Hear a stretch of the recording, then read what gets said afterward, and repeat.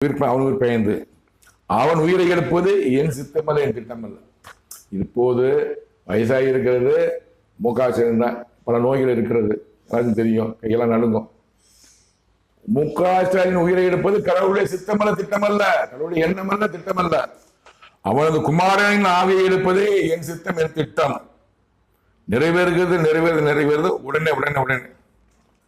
உதயநிதி ஸ்டாலின் ஆவியை உயிரை எடுப்பதுதான் கடவுளுடைய சித்தம், திட்டம், அவருடைய எண்ணம், திட்டம். நிறைவேறுகிறது உடனே உடனே உடனே. கூடிய சீக்கிரத்தில் உதயநிதி ஸ்டாலின் மரணம் வார்த்தை கொடுத்து வந்து பார்க்கலாம். வேதனைப்படுவான் தனியன் இல்லாமல், வேதனைப்படுவான் தனியன் இல்லாமல் முடிவதும் அவனது முடிவதும்.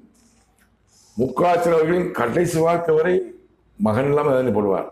கடவுள் வார்த்தை.